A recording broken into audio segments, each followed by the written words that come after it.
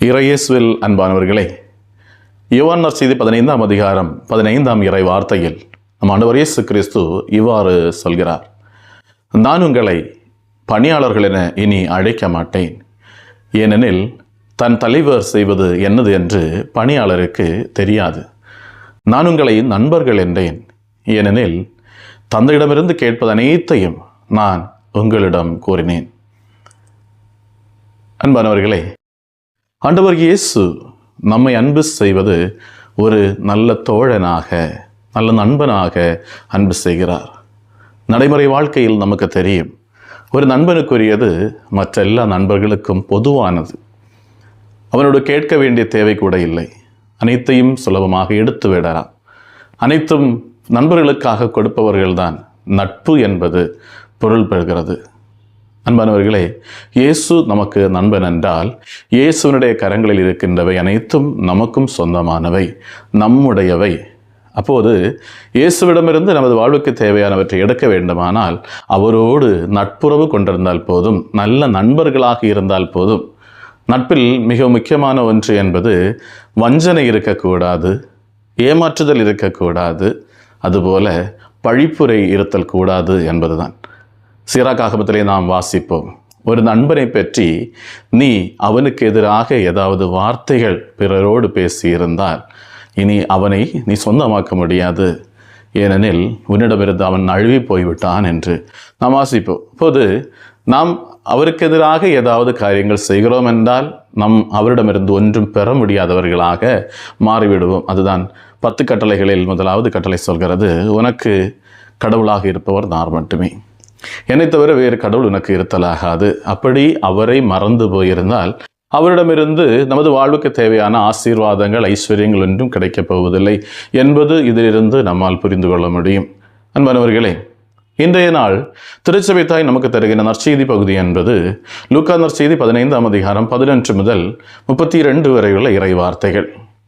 இந்த வசனங்களில் வாசிக்கிற போது காணாமற் போன மகனுடைய உவமையை இங்கே வாசிக்கிறோம். இந்த காணாமற் போன மகனுடைய உவமையையும் எவ்வாறு யோவான் நற்செய்தி 15:15 நாம் சேர்த்து வைக்கிறோம் என்றால் நாம் இங்கே காண்கிறோம். என்பவர்களே, லூக்கா நற்செய்தி 15ஆம் அதிகாரம் 12ஆம் இறை வார்த்தையில் இளைய மகன் தந்தையோடு கேட்கின்றார், அப்பா, உமக்குரியவற்றில் எனக்குரிய பங்கை தாரும்.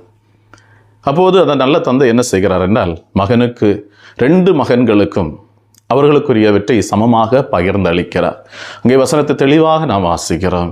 இளைய மகன் தந்தையிடம், அப்பா, உமக்குரியவற்றில் எனக்குரியவற்றை தாரும் என்று கேட்டபோது தந்தை 2 மகன்களுக்கும் தனக்குரியவற்றை பகிர்ந்து அளித்தார் என்று எழுதப்பட்டிருக்கிறது. அப்போது இதே வசனத்தில் நாம் காண்கிறோம், அந்த இளைய மகன் தனக்குரியது என்று நினைக்கிறவற்றை தன் தந்தையிடம் கேட்டு பெற்றுக்கொள்கின்ற அந்த மனநிலை. தந்தையிடமிருந்து எனக்குரியவற்றை பெற்றுக்கொள்ள எனக்கு உரிமை உண்டு, நான் உரிமையுடையவன், நான் என் தந்தையின் பிள்ளை, நான் கேட்டால் மறுக்க மாட்டார் என்ற நம்பிக்கை அந்த மகனுக்குள் இருந்தது. அவன் சென்றான், கேட்டான், பெற்றுக்கொண்டான். இதுதான் நாம் யோவான் நற்செய்தி 15:15 காண்கிறோம். நண்பனாக இருக்கிறோம் என்றால் அவரிடமிருந்து பெற்றுக்கொள்வதற்கு நமக்கு உரிமை உண்டு. அவனுக்குரியதெல்லாம் நமக்குரியதே, நண்பனுடையதெல்லாம் நமக்குரியதே. ஆகையால் அவரிடமிருந்து நம்மால் பெற்றுக்கொள்ள முடியும்.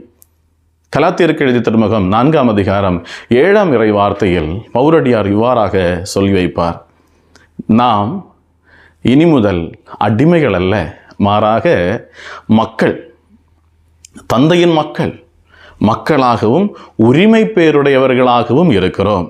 இங்கே இந்த காணாமற் போன மகனுடைய உவமையிலே அந்த தந்தையுடைய இடத்திலே நாம் கடவுளை வைத்துக்கொண்டு இந்த இளைய மகனுடைய இடத்திலே நாம் அந்த இளைய மகனுக்கு சாதிருஷ்யமாக இருக்கிறோமா என்பதுதான் நாம் இன்று சிந்திக்க வேண்டியது.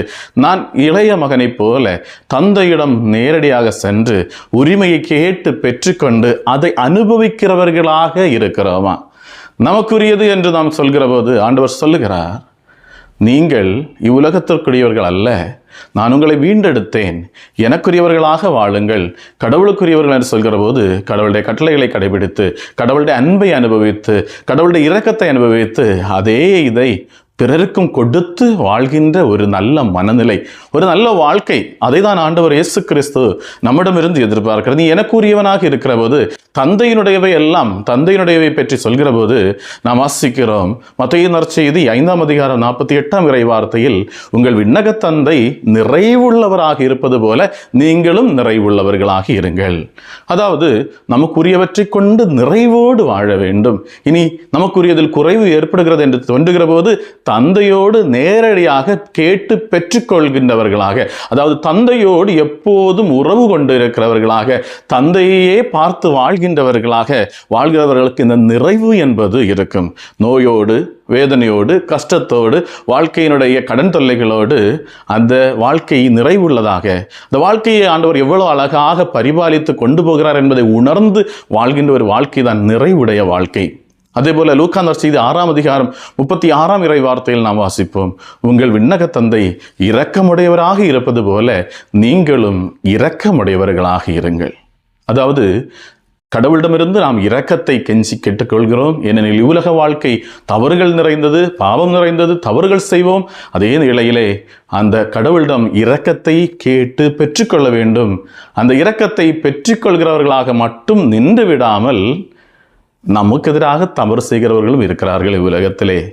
அவர்களுக்கு அந்த இரக்கத்தை எவ்வாறு பேதுரு கேட்டபோது, ஆண்டவரே, ஒரு எதிரி எனக்கு தவறு செய்கிற போது 7 முறை நான் மன்னித்தால் போதுமா என்று கேட்ட இடத்திலே 7 அல்ல 70 முறை, அதாவது அளவின்றி மன்னி என்று சொன்ன அந்த ஆண்டவர் இயேசு நம்மோடு சொல்வது, நீயும் உன் சகோதரர்களை அளவு கடந்து மன்னிக்க வேண்டும். இந்த அளவுக்கு தான் மன்னிப்பேன், 2 முறை தான் பொறுப்பேன், அதுக்கு மேல் பொறுக்க மாட்டேன் என்ற வார்த்தைகளை எல்லாம் தவிர்த்து விட்டு எவ்வளவு முறை முடியுமோ அவ்வளவுக்கும் நமது வாழ்க்கையினுடைய கடைசி வரை இரக்கமுடையவர்களாக இருக்கின்ற ஒரு அழைப்பை ஆண்டவர் தருகிறார். அதுபோல் பேதுரு எழுதிய முதல் திருமுகம் 4ஆம் அதிகாரம் 3ஆம் வசனத்திலே வாசிப்போம். பேதுரு வழியாக ஆண்டவர் சொல்கிறார், உங்கள் தந்தை தூயவராக இருப்பது போல நீங்களும் தூயவர்களாக இருங்கள். நாம் தூயவர்களாக இருக்க வேண்டும் என்று விரும்புகிற ஆண்டவர் கடவுளுடைய தந்தையினுடைய அந்த தூய்மை தன்மையை நமது வாழ்க்கையிலே நாம் பெற்றுக்கொள்கின்றவர்களாக, நமது வாழ்க்கையிலே அனுபவிக்கின்றவர்களாக நாம் மாற வேண்டும். அடுத்ததாக நாம் பவுலடியார் தெசலோனிக்கேயருக்கு எழுதிய திருமுகம் 4ஆம் அதிகாரம் 3ஆம் இறை வார்த்தையிலும் 7ஆம் இறை வார்த்தையிலும், நீங்கள் தூயவர்களாக இருக்க வேண்டும் என்பதே தந்தையின் திருவுளம். நீங்கள் தூயவர்களாக இருக்க வேண்டும் என்பதே தந்தையின் திருவுளம். அன்பானவர்களே, நாம் இங்கே காணாமற் போன மகனுடைய உண்மையிலே வாசிக்கிறோம். அவன் தனக்குரியவற்றையெல்லாம் திரட்டிவிட்டு பாலை நிலத்திற்கு, வெளிநாட்டிற்கு சென்று அங்கே தனக்குரியவற்றையெல்லாம் இழந்தான், பாவம் செய்தான் என்று வாசிக்கிறோம். அவனுடைய வாழ்க்கையில் தவறுகள் நிறைந்தது, தூய்மை அற்று போய்விட்டது. அப்போது அந்த தூய்மையற்ற நிலையில் இருக்கிற அந்த மகன் தூய்மையானவரை உற்று பார்க்கின்ற ஒரு மனநிலையை நாம் அங்கே காண்கிறோம்.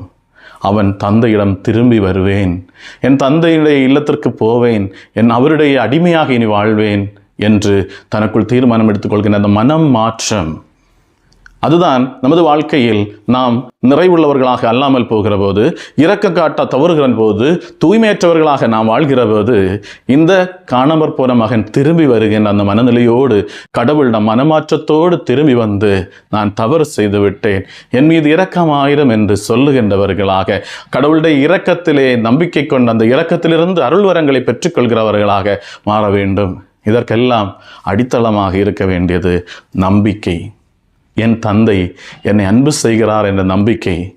நானும் என் தந்தையை அன்பு செய்கிறேன், எனக்கு அன்புக்கு இடையிலே ஒரு இடைவெளியும் இல்லை, அந்த இடைவெளிகளை எல்லாம் சரி செய்கின்ற ஒரு கடவுளுடைய அன்பு எனக்கு உண்டு என்ற ஒரு மனநிலை, புரிதல் நமக்கு இருக்க வேண்டும். அப்படி இல்லாவிட்டால் நாம் இங்கே காண்கிறோம் 2வது மகன், அதாவது மூத்த மகன்.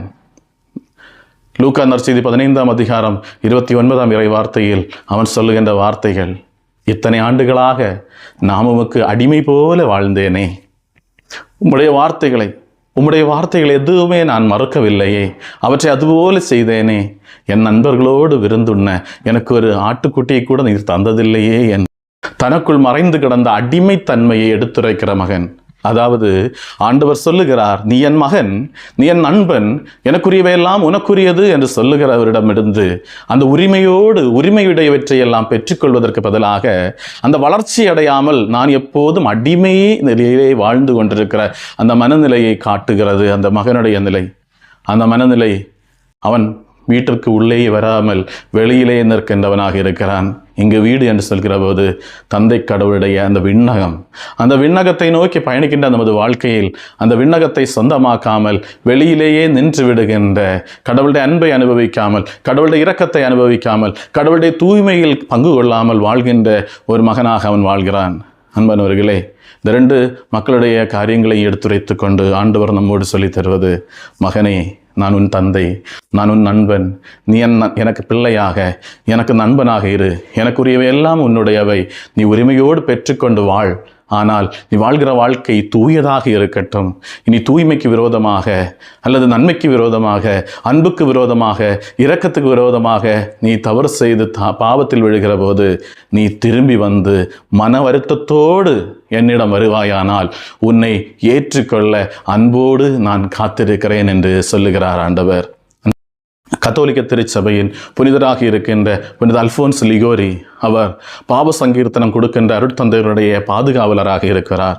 அவர் இருமுறை இவ்வாறாக சொல்லி வைத்திருக்கின்றார், பாவம் செய்துவிட்டு மனம் மாறாமல் பாவ சங்கீர்த்தனம் எனக்கு உண்டு என்று சொல்லிக்கொண்டு மனமாற்றம் இல்லாமல் பாவ சங்கீர்த்தனம் எடுக்கிற பாவியும், பாவ சங்கீர்த்தனம் எடுக்க வருகின்ற பாபியோடு அவனது பாவத்தை பற்றிய கௌரவத்தை எடுத்துரைக்காமல் பாவ மன்னிப்பு கொடுத்து விடுகிற அருட்தந்தையும் இருவருமே பாதாள நரகத்தில் விழுவார்கள் என்று சொல்லி வைத்திருக்கிறார்.